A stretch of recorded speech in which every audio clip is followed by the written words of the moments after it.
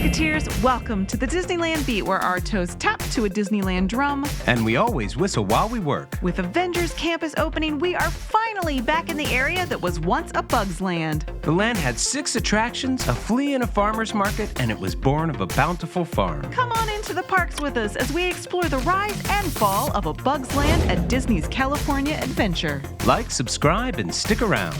Disneyland is your land. Come seek an adventure into your pirates, eh? Make the jump to life speed.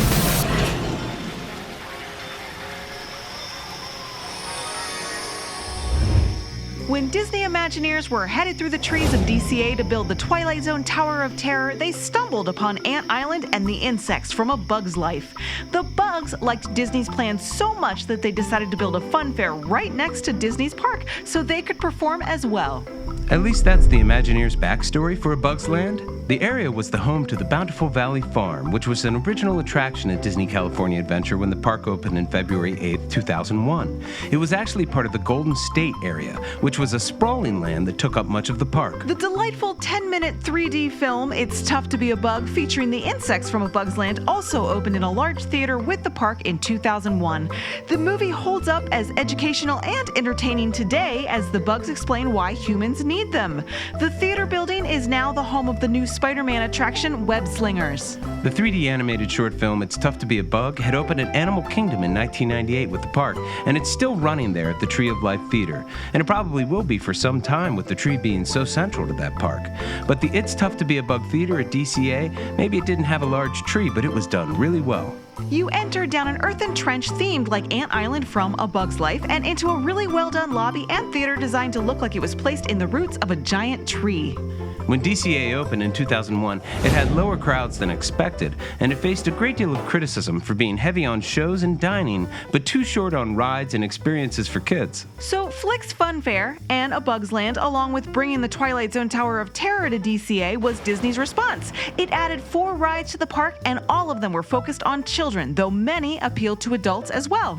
Disney had just opened Euro Disney at this time, which is now Disneyland Paris, and it had had a very rough opening. They were losing money there, and to their surprise, they were losing money here at DCA as well. And they needed to add attractions that would bring in guests, but do it on a budget. A Bug's Land with Flik's Fun Fair was a successful solution.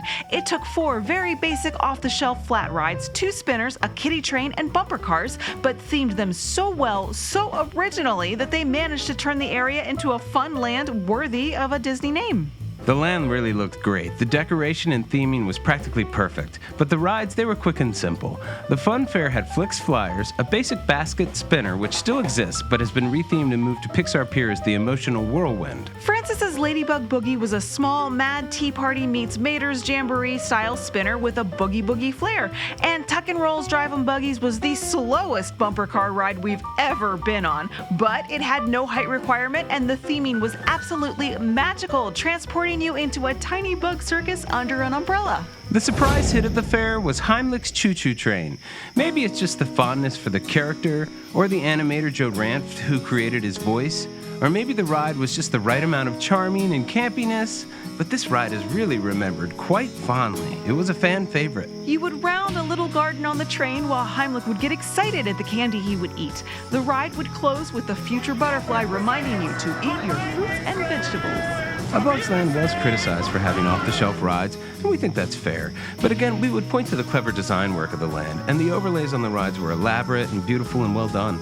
Its timing of being built just a few years after Animal Kingdom itself, we think that really benefited the land, as there was a team of designers and artisans who were adept at merging Disney characters and properties with natural, organic forms, like there is in A Bug's Land. So visually, it was a huge success. The Bountiful Valley Farm was also included as part of A Bug's Land when it opened in 2002. The farm originally had actual crops like oranges and flowers growing around it, as well as displays of farm equipment. The area was sponsored by Caterpillar and had huge tractors all around it. When A Bug's Land opened in 2002, there was some fun shopping, mostly found in the Bountiful Valley Farm area. There was a shake stand, the Sam Andreas Shakes, but there was also a farmer's market and the PT Flea Market, a delightful souvenir shop renamed from the opening day Santa Rosa Seed and Supply. There was also a water play area that was rethemed to become Dot's Puddle Party that provided a splash area inside the park, something pretty unusual at a traditional Disney park where swimsuits are not an option. But it was nice for toddlers and kids to cool off with. One of the best things about A Bug's Land was the idea of scale, the fact that you're shrunken down. It really worked well with the botanical design. Plants and trees were chosen that had unusual scale to them to add to this idea. And this conceit just works really well, like over at Gadget's Go Coaster, and also the Honey, I Shrunk the Kids set that used to be in Orlando, and the Toy Story Land in Orlando. This idea of being shrunken down and existing in this like giant world really works well in theme parks. The rich biodiversity of the botanical design for the land had the feeling of a lush green space meant to be grass and trees seen from the eyes of a bug. The Imagineers designed in a series of 3-leaf clovers and 1 4-leaf one that we think are the simplest and most effective additions to any land ever made. They essentially made a ceiling, tightening sight lines and completing a very effective immersive land. The sounds of bugs surrounding you made it feel pastoral and relaxing. From 2002 to 2010, the land entertained guests and delighted young kids, but in 2010, it was significantly downsized with the demolition of the Bountiful Farms area to make space for a new Pixar-themed land, Cars Land. Tow Mater's Jamboree is actually built almost in the same spot that the huge Caterpillar tractors were displayed, and when a Cars Land opened in 2012, A Bug's Land got a second entrance to the land, tying the back of the land into the Hollywood backlot.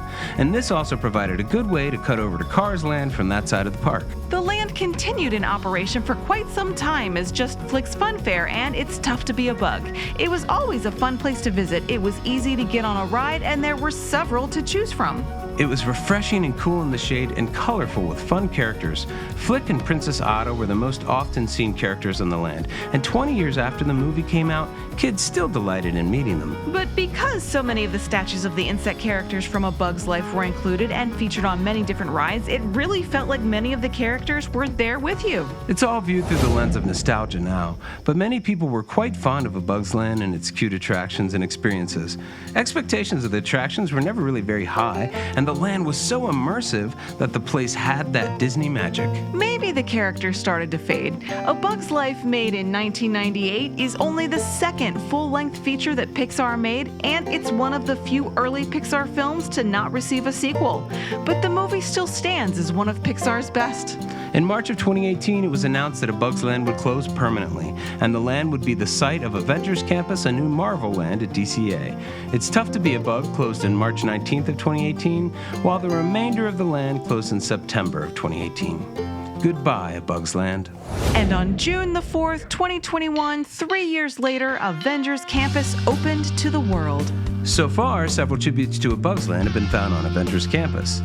The iconic twinkle lights have been seen hanging at the tasting lab outside the PIM test kitchen, and in the pre-show of Web Slingers Spider-Man Adventure, there's a claw machine with numerous items, and amongst these items is a pair of 3D glasses from It's Tough to Be a Bug. Well, that's it for us today. Do you have a favorite memory from A Bug's Land? Share it with us in the comments. See you real soon, Mouseketeers. See you real soon.